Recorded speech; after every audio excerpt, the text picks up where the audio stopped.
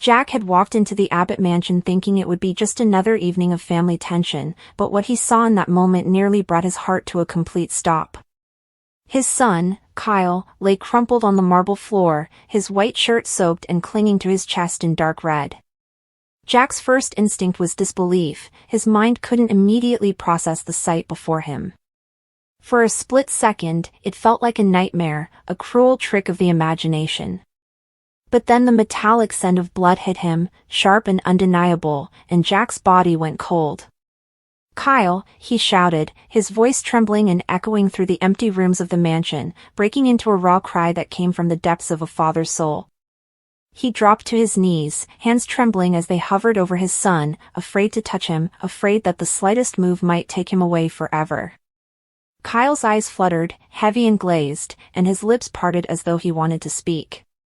Jack leaned in, desperate for a word, a clue, anything that would tell him his son was still clinging to life. "Dad," Kyle barely whispered, the sound so faint it could have been imagined, but Jack heard it like thunder. "Stay with me, son, don't you dare leave me," Jack pleaded, pressing his hand over the wound to try to stop the bleeding. Panic surged through him as he realized how much blood there was, how quickly it was pooling beneath Kyle's body. His mind raced. Who had done this, and why? He had so many enemies over the years, but this wasn't about him. This was his boy. His son had been targeted, and the rage that built inside Jack was unlike anything he had ever felt before. The silence in the room was suffocating, broken only by the ragged breaths Kyle was struggling to take and the frantic pounding of Jack's heart in his ears. He shouted for help, his voice hoarse, echoing into the corridors. "Somebody help! Call 911. His hands were slippery now, stained with blood, and Jack knew he couldn't afford to wait. He grabbed his phone with one hand while still holding pressure with the other, dialing with shaking fingers. The operator's calm voice felt like an insult against the chaos inside him. "My son's been shot. He's losing so much blood, please, hurry." Jack barked, desperation thick in every syllable. The dispatcher's words blurred together, but he forced himself to stay focused, to follow instructions, to hold on until paramedics arrived. Every second felt like a lifetime. Kyle's lips trembled as he tried to form words. Jack leaned down, tears threatening to spill over his cheeks. "Who did this to you? Tell me, Kyle, please, who did this?" But Kyle's head lolled weakly to the side, his eyes rolling back for a terrifying moment before fluttering again. "No, no, stay with me, son, fight. You're stronger than this. Don't you dare give up." Jack's voice cracked as he pressed harder against the wound, praying it was enough. He remembered Kyle as a boy, running across the yard with scraped knees and that stubborn grin, and the thought of losing him now, here, like this, was unbearable. Jack's mind raced back to every warning, every tense conversation over the past few weeks. Kyle had been distracted, secretive even, insisting that he was fine, but Jack had seen the cracks. There had been whispers of a deal gone wrong, tensions between rival business partners, and Kyle had been carrying the weight alone. Jack had tried to reach him, but Kyle had brushed him off with that typical Abbott pride. Now here he was, fighting for his life, and Jack couldn't shake the thought that his son had gotten tangled in something dangerous that had spiraled out of control. The thought that someone had deliberately done this sent a chill down his spine that burned into anger. Someone had come into their home, into their sanctuary, and shot his son. And Jack swore in that moment, whoever it was, they would pay. The faint sound of sirens in the distance gave Jack a fragile sense of hope. He leaned down, whispering into Kyle's ear, his voice shaking. "Hold on, Kyle, they're coming. Just hold on a little longer." Kyle's eyes flickered open for a second, glassy with pain, and Jack thought he saw something there, fear, desperation, maybe even a warning. His lips moved again, but this time the sound was clearer, though still faint. It was him," he whispered, and then coughed, the sound wet and raw. Jack's pulse spiked, his entire body rigid as he clung to the word. Him. Someone Kyle knew. Someone close enough to betray him. Jack's head jerked around at the sound of footsteps near the door. His entire body tensed as he looked up, half expecting it to be the paramedics, but what he saw made his blood run cold. There, standing in the shadows of the hallway, was a man Jack recognized instantly. His presence was wrong, sinister, as though he had been waiting to see the damage he'd caused. The sight of him standing there, calm and unbothered, made Jack's stomach churn. He knew in that instant, without a doubt, that this was the man who had pulled the trigger, the man responsible for his son bleeding out on the floor. And the cruel smirk that tugged at the corner of his mouth confirmed it. Jack's jaw clenched as rage overtook every ounce of fear he had left. He wanted to lunge at the man, to tear him apart with his bare hands, but Kyle's shallow breaths tethered him in place. He couldn't leave his son, not for a second, not even to take down the monster who had done this.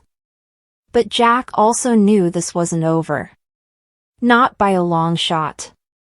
The man who had shot Kyle wasn't some nameless stranger.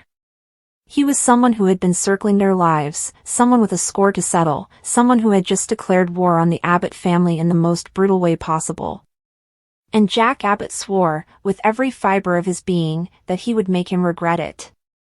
The image is one of those moments of pure, unadulterated television shock, a tableau of violence that resonates through the hallways of a fictional universe and into the living rooms of its audience. The scene, a luxurious, yet somehow always dimly lit, Genoa city residence. The event, Jack Abbott, a man whose life has been a tapestry woven with threads of corporate intrigue, romantic misadventure, and familial conflict, stumbles upon a sight that chills him to his very core. There, on the floor, lies Kyle Abbott, his son, in a growing pool of his own blood. The stillness is deafening, broken only by Jack's own ragged breath and the frantic pounding of his heart. This is not just a physical wound, it is a tear in the fabric of the Abbott family, a direct assault on its legacy and its future. The immediate question, the one that hangs in the air as thick and metallic as the scent of blood, is a simple, terrifying, who? The man who shot him is, a question that, within the narrative mechanics of The Young and the Restless, is far more than a simple whodunit. It is a puzzle box that, when opened, reveals the intricate, often poisonous, relationships that define this world, a catalyst that will redefine loyalties, expose hidden truths, and unleash a torrent of consequences that will wash over every character connected to the victim and the perpetrator. To understand the gravity of this moment, one must first understand the significance of Kyle Abbott within the ecosystem of Genoa City. He is not merely a character, he is a nexus point of several of the show's most powerful dynasties and most bitter rivalries. As the son of Jack Abbott and the late Diane Jenkins, his very existence was once a secret, a piece of history hidden and then revealed, a classic soap trope that forever tied two warring families together. He is an Abbott, heir to the Jabot Cosmetics empire, a company whose boardroom battles are as dramatic as any crime of passion. But his bloodline is also mixed with that of his mother, a woman whose history is a masterclass in manipulation, redemption, and reinvention. Furthermore, through his marriage to Summer Newman, he is inextricably linked to the Newmans, the other great pillar of Genoa City's power structure, and a family whose feud with the Abbotts is the stuff of legend. Therefore, an attack on Kyle is never just an attack on an individual. It is an attack on the Abbott legacy, a provocation against the Newman-Abbott alliance through Summer, and a reopening of the deep, psychological wounds that Jack carries regarding Diane and the protection of his family. Jack's discovery of Kyle is thus the triggering of a paternal and dynastic alarm bell. This is his son, his blood, his future, lying broken on the floor. The immediate aftermath of such a discovery is a masterclass in slow-burn storytelling. The narrative does not rush to reveal the shooter. Instead, it luxuriates in the agony of the unknown, wringing every possible ounce of drama from the suspense. Jack's reaction is primal. This is a man known for his wit, his charm, his sometimes flawed strategic mind, but in this moment, he is stripped down to his most essential function, a father facing the potential loss of his child. The corporate titan vanishes, and what remains is a raw, vulnerable, and terrifyingly focused man. His panic is not just emotional, it is operational. He must call for help, he must apply pressure to the wound, he must will his son to stay alive, all while his mind is screaming the question that the audience is screaming at their screens. The camera lingers on his face, capturing every flicker of terror, every ounce of desperation, and the dawning, cold fury that will soon eclipse everything else. This fury is the engine for the episodes to come. Jack Abbott, once wronged, is a formidable foe, but a Jack Abbott whose son has been grievously harmed is an unstoppable force of nature, a hurricane of vengeance that will not be calmed until he has answers. And so begins the investigation, both the official one led by the Genoa City Police Department, likely involving characters like Chance Chancellor, and the far more dangerous, unofficial one led by Jack himself. The list of potential suspects is not short, and its construction is a fascinating tour through Kyle's recent history.